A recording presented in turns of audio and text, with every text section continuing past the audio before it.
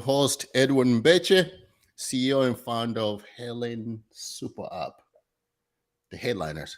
Today, I have this guest is a real cool guest, young dude, and with a lot of information and a lot of value to add to the listeners. And I want to do a warm welcome to Brian Beers. Brian, how Hey, are you? I'm doing How are you? great. Thanks for having me. Awesome, awesome. And I know probably like you get like a lot of like probably you went through a hard time talking about your last name, right? Yeah, there's always jokes. Yeah, no problem Brian Vodicas. I'll be like, it's beer, buddy. Beers. Yeah, that's awesome. Brian, thank you so much for taking the time to chat with me. Um, Brian, where are you? Where are you located? Outside Philadelphia. Philadelphia. Okay, perfect. Go Eagles, right? You That's right. Eagles or Yep. yeah, Eight no. yeah. Normally it's always like a toss up, like between Eagles and Steelers. But yeah, Eagles, awesome. Um, did you grow up in the Philadelphia area?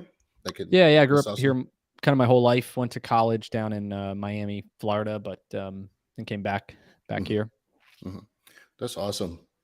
Yeah, I was thinking too, like going to Miami, but even Philadelphia has like two or three really good college, right? Like Yeah, University yeah, of Penn, Drexel, yeah, Villanova. They're all yeah. here.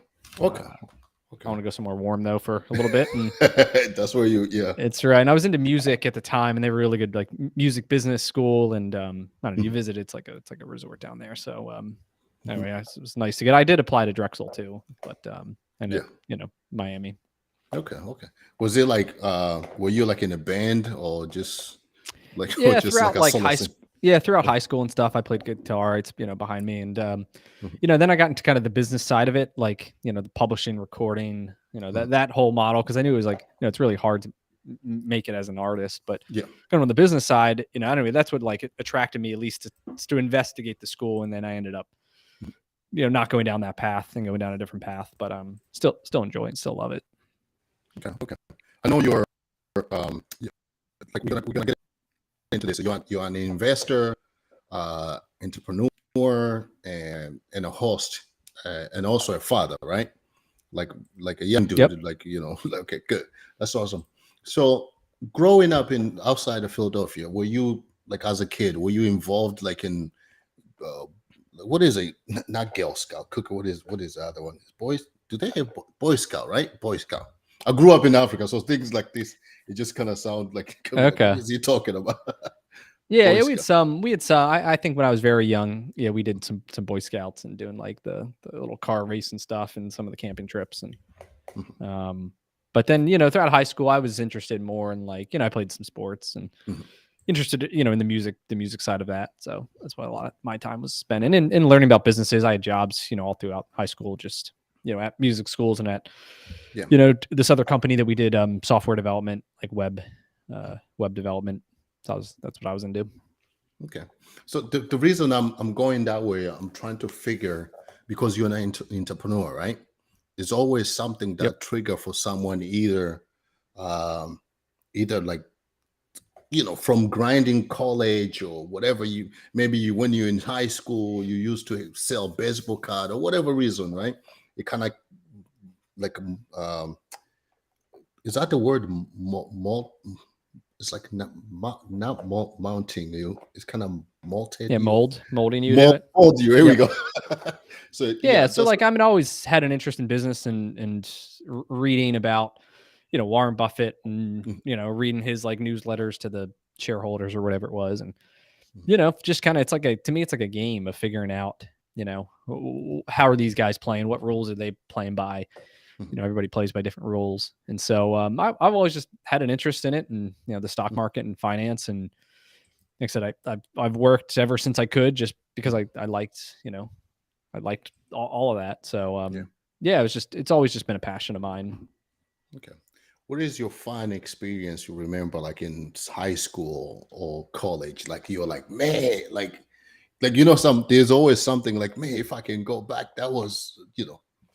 Um, I don't know. I mean, college is fun, learning, just, traveling, going somewhere new, living on your own, just, Mhm, making new friends, and just, I don't know, experiencing it all.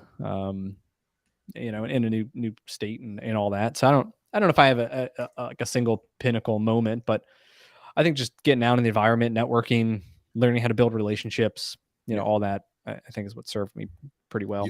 You're married now, right?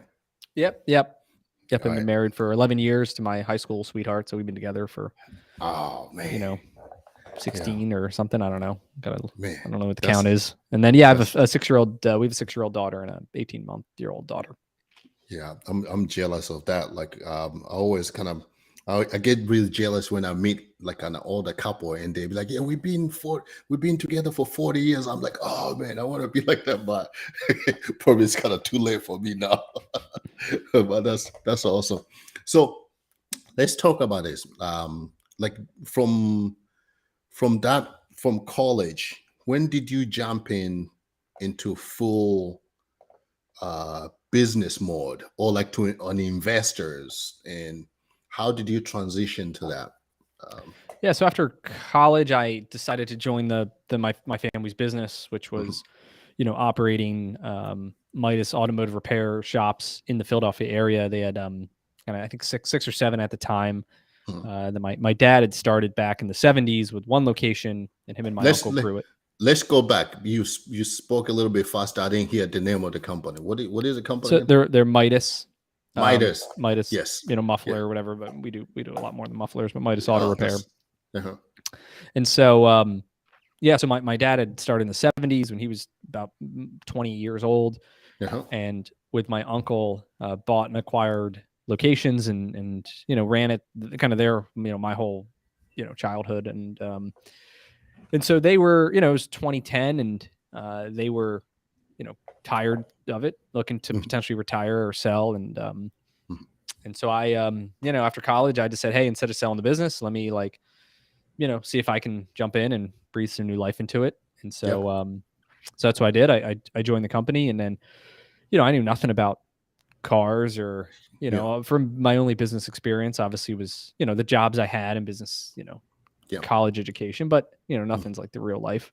Yeah. And so I start networking with other franchisees. I you know try to learn what are best practices, and then I from other people who are having success, and try to implement those things in our business. And then we start having success. We start to grow the sales, and then and then we started this path of expansion after that. Yeah. Yeah. That's awesome. Like, was it like, I know, like, so you mentioned about like being Midas, like it's known for muffler, right? But you do more than that. They like Oh yeah, um it's like like the origins are Mhm. all they did was mufflers. When prior to stainless steel, the exhaust systems would rust out every 3 years. So it's like getting your brakes or tires changed today. It would be changing out your exhaust system. Mhm. And so that was the foundation of the company, and that's all they did. And then over the years, it evolved into doing suspension and then doing brakes, and then now with stainless steel, the exhaust systems don't really rust out like they used to, and so exhaust is probably a 5 or 10% of our business. Like it's pretty Mhm. small. Where it's more full service, tires and, like I said, brakes and suspension, and radiators, alternators, starters, tune-ups, like pretty much anything under the hood of the car or underneath the car we fix. We don't do like body work or Yeah. stereos or tinting or stuff like that, but core auto repair side of it. That's what we do. Oil change, oil Oil change changes, things, state tires. inspections. Stuff. Yep. Okay. Okay. Yep. I guess I'm thinking about state inspection, and for Pennsylvania, yes. For Delaware and stuff like that, like I think. Yeah. Different states have different Yeah. rules. Like in our Yeah. stores in New Jersey don't do any inspection related things, but Okay. in PA we do. Okay. So question. So with this, so you come in, uh you like your uncle and your dad about to retire, you pick it up, they have 6 stores already. They are tired, and I can understand how probably they wanted to just sell the company, just get out. You pick it up there. Uh so up to, like you say, how many store now you have, or how many franchisee now you Yeah. have? So today we have 30 locations. Mhm, My brother and I, own the company 50-50. We bought out my mhm. dad and uncle a couple years Oh, ago. wow, that's awesome. That's awesome. So let's go back with this. When did you take over? Well, I joined in 2010, and then I would 2010. Okay. say, we did our first acquisition in 2016. Okay. And so over the years, it kind of like started to evolve where I, took over more and more roles, and they were still, involved in the business. But I would say by that 2016, 2017, That's kind when of you my get. brother and I were pretty much Yeah. running almost all the day-to-day operations. So in a way, I'm looking at this. So 2016 up to now, is the business growing the way you want it? Is it growing slow? Like how is that? Like, because I'm thinking like franchise, you can just go all crazy, be like, okay, now we open 20 store in 1 month. Like, is it what do you think? Are you're still involved in the company, Mhm. right? Yeah. Okay. Yeah. Mhm. Yep. So, yeah, I mean, it's growing. It's never as fast as you want it to be. Yeah. We have really good performers, and we have stores that struggle. Mhm. At the end of the day, I always say we're in the people business. We just happen to fix cars. So like Mhm. our success is determined by having really good people as store managers, and then as really good technicians. And so a lot of times, if we're struggling, it's usually just a combination of the wrong people. We're just missing one of the key pieces. And so Yeah. you know, um, we wish we could just like stamp out 100 stores, but a lot of it, it's not really. I mean, yes, locations, you got to find good locations, but the harder part is finding good people and then developing them in order to have success. And Mhm. so that, if anything, that's what slows us down, is just kind of the pipeline of really good people to develop. And obviously now we've got a number of things in place, and a lot of great people that work for us, but that's like that's the bottleneck.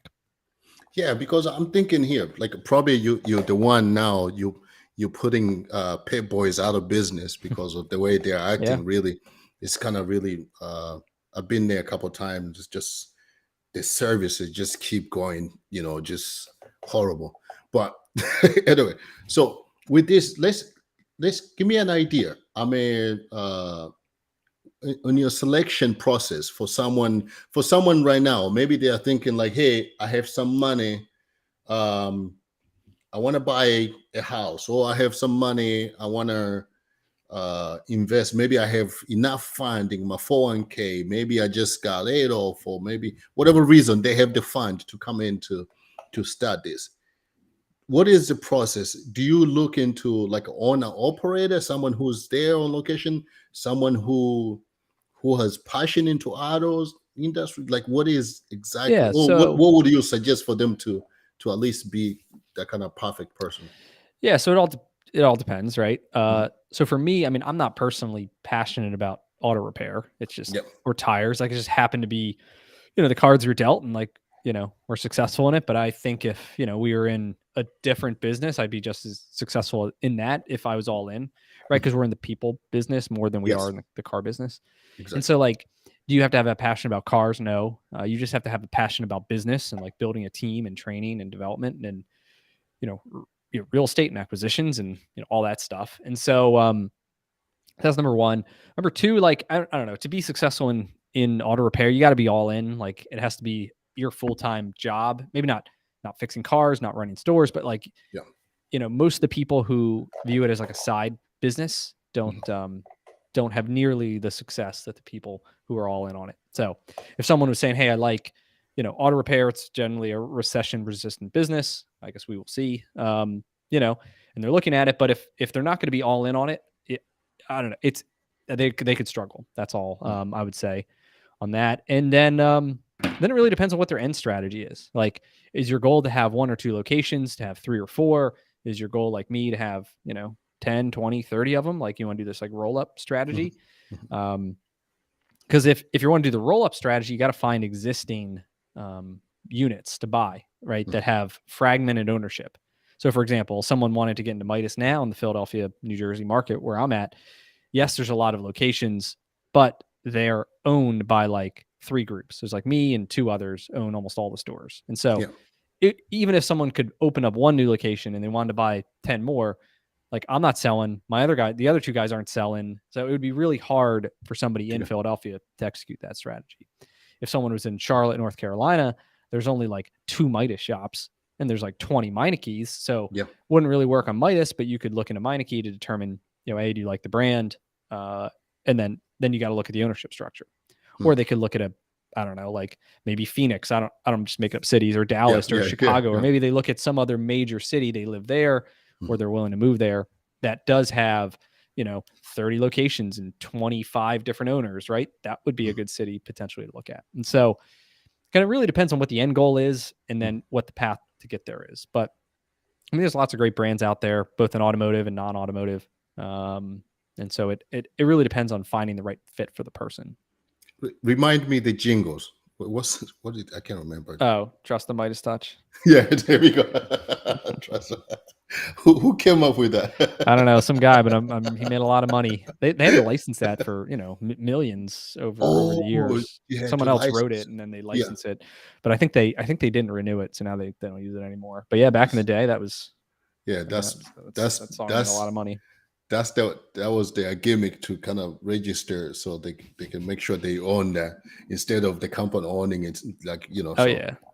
See, that was like the music business side, like the publishing, like the guy who wrote that song, and then whoever, because the owner of the song could sell it to somebody else. So like a publishing group could buy the rights to the song from the artist, and then they could go out and market it and whatever. Yeah. So then they get paid every year a royalty or licensing deal, and it can be a good business. But so probably the new management, Brian came, you're like, this is some BS deal. We don't no, we're not gonna renew it. That's awesome. So let's talk a little bit before we go into this, how you help entrepreneur now, right? What do you think with the Midas now, right? Because like the company is growing, and of course, like you mentioned, and the people into people's business. So that means the customer service is very important, right? Mm-hmm. The customer service, and of course, just being people's business. What do you think is making it a little bit different with your competitors, either to like Pep Boys or any other competitor? I was going to mention Advance Auto, but that's a store. So yeah, that's a parts store. Yeah, so it's around here, it's Firestone, Mavis, Meineke, Pep Boys. Like those are the major branded ones. Yeah. I mean, listen, it all comes down to trust and experience. Like when you go in the store, do you have a good experience? Like you said, like when you go to Pep Boys, you don't have a good experience. Like people are willing to try different major brands. Like they need an oil change is usually the acquisition strategy. And then, so people then give us a shot on a low cost, low commitment, service. We do our thing, which is we're going to inspect the car and present the findings, right? Here are things that everything that's good. Here's everything that we need you to be aware of. Maybe the brakes are getting down to less than 50% or whatever. And then here are things that we'd recommend getting done today. And so it's our job to take all those things that the car's telling us, right, and present them and give people options and educate them and try to show and tell and, just really educate and be transparent. And then it's really up to the customer then to decide, hey, I'm going to get some of the stuff done today. I'm going to schedule an appointment, or, hey, I'm not interested at all, right? And so, what we focus on is just trying to make sure people have good, do good inspections and then present the findings in a way that is transparent and builds trust. And then, the final bow is then we have multiple payment options available to help make, expensive repairs affordable. So a number of different like third-party payment solutions. And so, we figure, hey, if we can do that consistently, that, that's the differentiator. So then people have a good experience and they come back for more work. They have friends and family. They might have a fleet vehicle. They, tell neighbors, et cetera. That's the main for any automotive repair place. Midas is not unique in that. It's just at the end of the day, who can execute it better is who wins. So you mentioned about some of this, like some of the people who own franchise on you, because I know it's tricky, like not really tricky, because you're looking at this, some people where they buy the franchise, right? And they just expect everything to just be, right? But not really putting the work in. And either for whatever reason, maybe because I'm thinking if you're buying like a franchise Midas, there's always vehicles, there's always cars, someone needs oil change, so for the company really to fail, something has to be there. What is it that make some of your location that is not successful like other locations? Yeah, it's people. We either have the wrong people where they're just like, they're not motivated, they don't like, align with the company core values, or they haven't been trained, right? Like maybe they've been recently hired and they just don't know what to do, right? They don't know. They may know their old company's way of doing things, but maybe they're not trained as thorough enough, and that's our fault, right? That's something that we have to own. And so, any shop, any franchise, it's all about consistent execution, right? We have the simple process, and like whoever follows it the most on the most amount of cars, the most days in a row, those are the guys who have success. And so if you have people though that don't want to follow a process, right? Like, and they're just going to do whatever is comfortable and most of the time the least path of resistance, then you're having inconsistent results. And so then they fail. Customers generally don't like that, right? Customers go to like Chick-fil-A because you can go anywhere in the country and the sandwich is exactly the same, right? Yeah. And so what you're going to get when you're traveling. I was just traveling, with our family down to North Carolina. We ate at Chick-fil-A twice. We're on the way there and the way back, and like because it's very consistent, right? Yeah. And I think when someone goes to any brand, whether it's a Midas or a Firestone or a Meineke or Pep Boys, like they want that consistency that like the car's going to get inspected right. We're going to solve the problem. We're going to let them know if there's any issues. We're going to be friendly. We're not going to like try to pressure them. We're going to educate them, right? And like, so I think that's what the guys that fail just like aren't good at executing consistently, and then customers don't like it because it's like every time I go in here, it's something different. And, they don't like that. You're right. Just with people, everything can be perfect. Just people, like it just will mess up discipline. everything. It's just like very disciplined. And when you're tired or when it's slow or when it's busy or whatever, you always, I don't know. People always have excuses of why they veer off the path, but like at the end of the day, it's the path and the checklist is what helps you stay, kind of on that straight and narrow. And that's usually what gets you busy. Like that's what builds the business is consistency. And what? In my head, I'm going all over the place thinking about this. Do you know? I think. Let me give you one secret. Maybe you will use it. It'll be perfect. To find someone, I think the perfect person will be someone who has tried a business for not the franchise, but they tried their own business and failed miserably, right? And now you bring them the franchise. They see how the system you have laid out, everything, like really what they are doing is like from day one, they are making money, right? So it's not like they're building a system. So it should be like, hey, have you failed a business before? Oh, yes. Oh, perfect. Yep. Because now you're giving them the system already that works. Yeah, that's what people like. Laid up, kind of. Yeah. That's what most people like when they come to franchising is somebody has already taken decades of failures, success, systems, processes, and they package it into days of information so you can hit the ground running. Now, to say you're going to be profitable from day one, that might be not profitable. I'm talking about like at least you're making money from day one. Kind of sales are hopefully coming in. Like they have a launch plan. If they've done it 100 times, they know what works. They know what doesn't work. And like I always say it's like you're just getting in the fast lane. Like owning a franchise, buying a franchise, compared to like starting your own business, just puts you in the fast lane to grow because of the systems, because of the support, because of all these other reasons I could tell you. But that's but yeah, you're right. Yeah, and one of the things also I was thinking for this kind of the bad experience that I had with Pep Boys is the revolving door for employee. Mm-hmm. So for franchise with Midas, do you control at least the pay? Like you say, hey, each maybe GST or like the general technician, whatever, or they should be paid this minimum, and this technician should be. Yep. So when you run a franchise, like it's really you can think of it as two different buckets. Like we run our own independent auto repair company, right? Mm-hmm. And we kind of fly the Midas banner. So like we run our company, we have our employees, we pay our comp plans, our marketing dollars, we spend how we choose them. Like I decide on my hours, kind of within these ranges, right? I just decide on pricing. Like when you run a business or you own a franchise, you're running your own business, and then you're just kind of like within this box, this outer box that is the franchise. And so, I always say like we have the best of both worlds because we've got this like national brand, Midas, everybody knows it. I can open up new locations. I got sales on day one.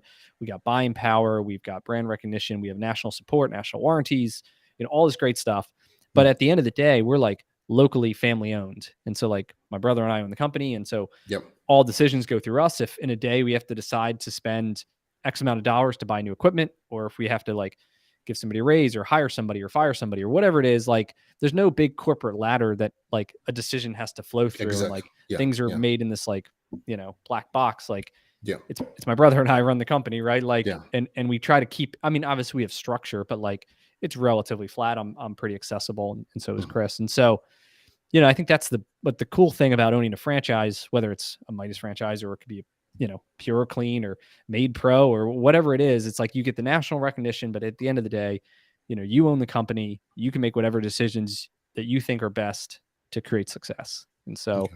so yes, we can pay our GSTs anything we want. We can have development programs. We can have commissions, bonuses, penalties. Like, I mean, we do whatever we want with the goal of, retaining people, because we understand that too, that, a revolving door will create, that inconsistency of service, and that, Mhm. once again, people don't like that. Employees don't like that. Yeah. So Because like at the end of the day, employee want to feel like they are asset to the company instead of just liability, right? You want to see them as Yep. like an asset. Who's a cool brother? You or Chris? Chris is your brother, right? me then, yes. You you Nah, voted. Chris is great. We have different skill sets. He's like, on the back office, kind of the administrative side, in the numbers, in the technology, in the details, things that I don't have patience for. Yeah. So yeah, we have a great, counterbalance of skill sets. That's awesome. Yeah, and that's needed too, like because you kind of balance like, things a little bit better. So you voted yourself the cool brother. Yeah. So what's the original name for the Midas? What did that come from? Because I'm thinking a lot of people trying to name them they're like a family name or whatever. So Yeah. So our company name is called Prenlin. Its origins are my granddad and grandmother, my dad's side, Mhm. who started the company, were named Prentice and Evelyn. So it was like Prentice and Evelyn. Prenlin Mhm. is our like corporate company name or Corporate, whatever. But okay. all the DBA, doing business as, it's all Midas. Midas. Okay. That anybody on the public would see. Okay. What is Midas means? Oh, I have no idea. Here we go. That's a homework for you to find out. It was the gold. Midas is like a king, like the golden Mm. touch. Like anything he touched turned to gold. There's like the Greek goddess or whatever. And so I the think Midas the touch. thing is like the Midas touch and the gold. And when they started the mufflers that had lifetime warranties, the mufflers were gold. Okay. And Okay. so anyway, That makes sense. that's the origin of the So Midas. so now here's what I'm thinking now. You're successful in a Midas, and you like, you can be like, hey, I have this company now. I'm expanding, me and my brother, expanding to location. Now I can enjoy this time, me and my family. We can travel, do a vacation, kind of whatever. What triggered you to start helping other people, like other entrepreneurs, to creating passive income and investing outside Wall Street? Like, because if for me, I'll be like, you know what? I'm just gonna relax, kind of, of course, now you have a family, but if I'm a single guy, I'm like, I'm in Miami again, I'm in Vegas, I'm in Los Angeles, whatever. Why? Yeah, I mean, I'm let's say I'm driven to help people, like whatever Okay. it is. I like helping, people that are within our organization rise. Like, and I believe the bigger our world gets, the more opportunities that are created for the people that, are within it. Mhm. And I don't know. I think a couple things. One, we had two other franchises that we did that we failed miserably at, as you would say, where we lost a ton of money. Mhm. And even those like put us in tough situations. And so part of it is to teach people all the things I wish I knew, and I wouldn't have done those other concepts and other franchises. Yeah. And I don't know. I think it's a great opportunity that for a lot of people they could create, a great freedom, time, money, travel, like whatever they're looking for. I think a lot of people, like, they look at real estate, they look at like some small business ownership. I think franchise is kind of an under the radar strategy Mhm. that we've personally had a lot of success talking about it. I like talking about it. And so, yeah, my goal is just to kind of help other people, educate them on, a lot of people think you're buying yourself a job when you own a Yeah. franchise, which can be true. Like, if that is what you want, there are tons of options out there where you can be like, they call it Chuck in a truck, where you just Mhm. go around, like, you do the work, you have no employees, Mhm. like, you kind of bought yourself a job in a sense. to the other end of the spectrum that is like, our level where you're, multi-million-dollar company, you've got 200 employees, like you've built like a really big business out of it. Like, and that's totally possible too. And the biggest franchisee in the world has does $4 billion in sales. They own like 2,400 different fast food restaurants, like Panera's and Arby's and Taco Bell's and KFC's. Who's this you talking about? It's called the Flynn Group, the Flynn Restaurant Group. Flynn. So, Okay. but anyway, so like a franchise, in a sense, like has this whole spectrum, whether from the single owner operator all the way up to this, multi-billion-dollar company. And so I don't know, I think it's interesting, and there's a fit for everybody. And so it's just a matter of finding, the fit that's right for your goal and the outcomes you're looking to achieve. And so, anyhow, I like talking to people about it. So that's why I want to do it. So with this, because like training people, teaching people, are you more like putting like a seminar, maybe like I would say, hey, it's a weekend seminar, it's a 1-day seminar. Is this like a monthly thing? That way you train people or teach people about franchise and how to make passive income kind of thing. Yep. Yeah. So I'm working on a couple different avenues. One of them currently is just, through Twitter and through my podcast, talking about whatever, franchising, how to buy them, how to start them, what to look out for, good and bad, how to do due diligence, all that. I'm in process of creating a course to teach people. There's tons of stuff to learn, right? So the problem is, what do? Do you try to pack like all of it into one thing that's this massive, whatever, documentation that like nobody goes through, because most people who buy courses don't complete them, this other model that says, hey, instead, let's make like these bite-sized pieces that somebody can complete within 60 to 90 minutes and like can deliver on answering like a single question like, very well, right? Those are the two paths that people choose. So I'm choosing the second path, which is, trying to start by just answering some like extremely specific questions in great detail at a low price point, and then create another one, and then create another one that then helps educate people as they kind of start this journey. So I'm in process of doing that. From there, it's like I said, I do this consulting where basically I'm like a matchmaker. So someone is serious and they want to try to find a franchise, they can work with me directly. I have a questionnaire and stuff they go through to help figure out their goals, and then I make introductions and recommendations. And if they end up, it doesn't cost them anything. If they end up picking one, the franchisor will pay a referral fee, and so it's kind of like a win-win there. Oh, and, my goal is just to be like a sounding board, and here's what I like about the concept, and this is what I would like look out for as somebody who's like been there. Yeah, sorry to cut you off, but with this sounding like, are you more of a franchise developer or franchise advisor? Like, I'm trying to kind of. Yeah, so there's different roles. This one is like more advising. It would be, you say, hey, I'm looking. You live in Pittsburgh. Yeah, I've been to Pittsburgh. Okay. Yeah. So you're in Pittsburgh, and you say, hey, I'm interested in whatever. I want like a recurring revenue business that's home base that I can start up for less than $200,000 total, but maybe I'm like $50,000 out of pocket, and I'm going to run the business. Like I'm not like totally hands off. And so you would give me whatever criteria you're looking for. I can run it through this affiliate network that I'm part of that has like 700 different brands. And then I can come back and say, hey, based on all the things you told me, this is what I'm going to recommend. Like, X, Y, here's a home service company. Here's like a cleaning company. Here's like a whatever. There's like whatever the concepts are that meets your needs. And then if you like them, I make introductions to the franchise development team. So they actually work for like the house cleaning company or the restoration company or whatever it is. And then really then you are working kind of with them who represent the company, and I'm there just kind of on your side as this sounding board. Just say, hey, what do you like? What do you don't like? I can answer questions from a franchisee perspective. And so there, I'm kind of like the advising side of it. Yeah. You have the best discipline, because if I know I already have like Midas, right? So it's just, of course, like for me, I feel like Midas will be a great franchise for me, because I'm thinking is like because the experience that I had and I know like the people's business, like is it, are you, when you being advising, you being a soundboard for these people who are who you're training or teaching them how to get into franchise, are you also telling them about the Midas, or are you like, okay, just For Yeah, well, it depends. Like what's Mhm. right for me or right for you is not right for everybody. And Yeah. so a lot of it depends on the individual goals. Like, yes, there are people that come and say, hey, I like Midas, I like Mhm. automotive. I live in Houston, I live in South Florida, I live in wherever.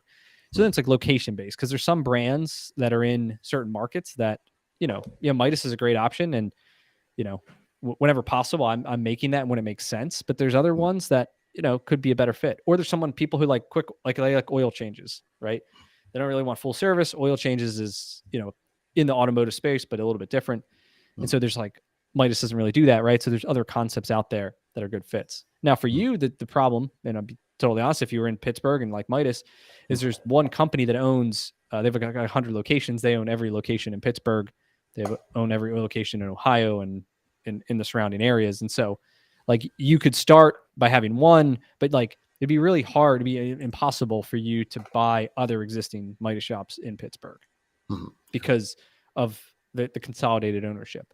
So you still could go down that path. You would just be every location would have to be a new location that you're converting like an independent over to one, which is fine, right? It's just, is that the strategy you want to execute? So Okay. Let's give two value, not two value, maybe for different things. Let's two things. Like if someone comes to you, like they want to buy a franchise, two things that you would tell them to look for in a franchise, like mhm. two good things and two negative things. Okay, Like can you give us yeah, example? sure. So Yeah. Mhm. let's see. It all depends on the goals are, but like what Mhm. I'm looking for is, I think the community value is extremely Mhm. um, positive, at least for me, like the community of franchisees. And so Mhm. one of the special things is when you're part of a franchise system, you're instantly a member of like this new country club. And so as you're, day one, you're a franchisee, you can call up any other franchisee and most of them are more than willing to help you any way they can in Yeah. terms of, this is what's working for me, this is what's not, here are best practices, here are challenges. There's franchisees that get together. Like I was part of groups that we would get together every quarter in Mhm. Dallas or wherever, and we would just share what's working and what's not. And like a lot of those things I learned, I went back and implemented, in my company. And so I would care a lot about the franchise community, like what exists today and then what is possible to exist in the future.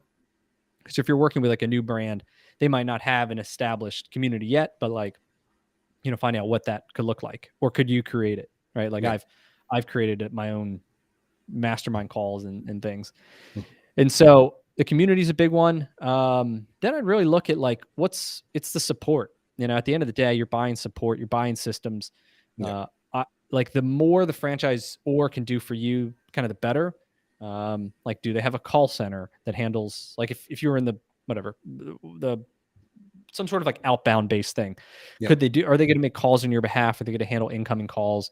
How are they going to get you up to speed? Like, talking to other existing franchisees to find out how well they were trained. I think that's Yeah. all key is Yeah. is the support. And if you find that you're talking to a lot of people and they're like, yeah, the support's like okay, or like, oh, I just figured out the stuff on my own, Yeah. I'd be concerned about that. In terms of what to look out for, um, the biggest one is, so it's a contract you sign, right? Mhm. So it's a 5 year, 10 year, 15, 20 year contract that Yeah. you're saying, I'm going to execute, run this business for X amount of years. And you want to know what the outs are, Yeah. right? So if you get into this business and like I was in not Midas, but another concept, and it was a 20-year contract and we were losing money every single year. Like I had to put money into the business just to keep Jeez. payroll Yeah. and the pay the rent and stuff. Mhm. And so we had this unprofitable business that was like draining us. And then I wanted to sell it, but I couldn't sell it because, who's You going to buy get the like contract. this Yeah. thing Losing. that's losing money, right? Yeah. They have to like really believe in the brand. It's just hard to find. And so I wanted to get out of it. Say, hey, I just want to like shut the doors. Like I give up. You guys can operate it, do whatever you want with it. And they said, hold on a second. Like you can't do that. And if you do, there's, let's say 15 years remaining on the franchise agreement. And every year you were paying us, let's say it's $60,000 a year in royalties. And so if you shut the doors, like we're going to sue you for, $700,000 or, $900,000, whatever it would be. Yeah. And so, that's like, so then it puts you in this pickle of, all right, well, I can't sell it. But then if I close it, I have this like threat.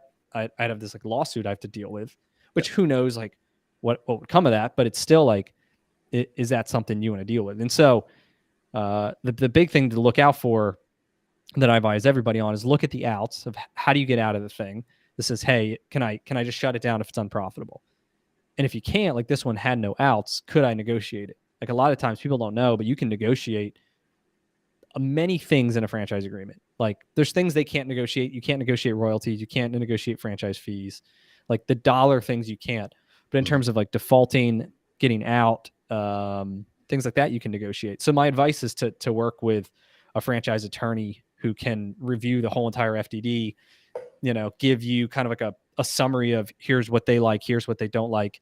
A lot of these guys that do it every day, and I have a guy I recommend who like he knows the different brands because he does this like this is a full-time job. So he knows like where they've negotiated for other people and where he thinks he can protect you, or at least like what you're getting into. So if I knew that and I'm okay with it, it's one thing. It's different when you feel like I had no idea this was even possible, right?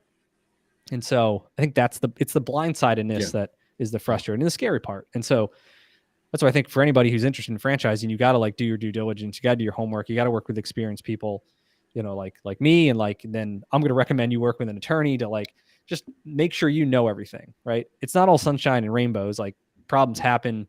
The business may not do what you want it to do, but at least going into it, like what you're getting involved in.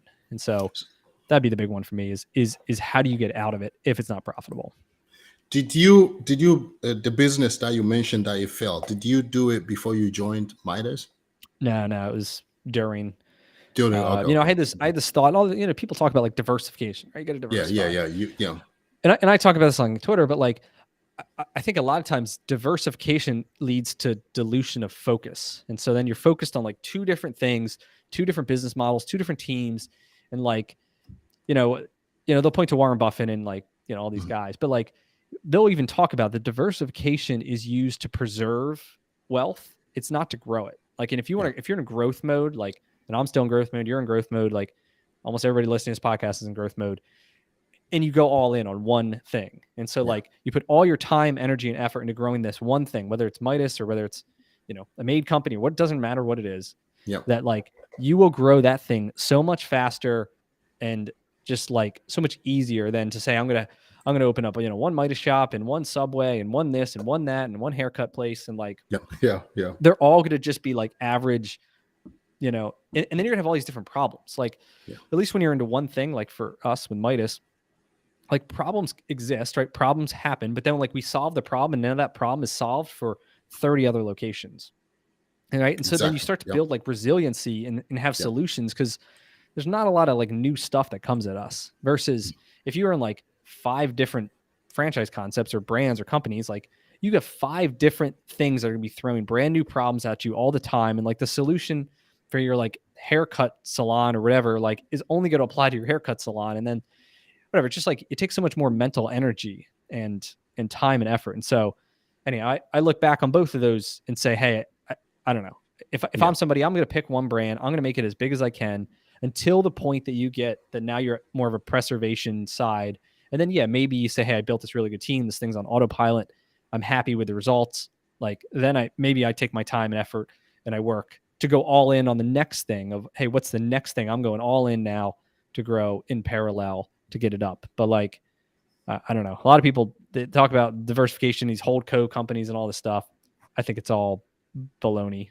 So God, it's always like kind of tricky. You might be right, like because if you're in full mode trying to be like successful in one company, I don't think you can carry both companies to be like one is both of them kind of going. Even like people maybe get lucky too, right?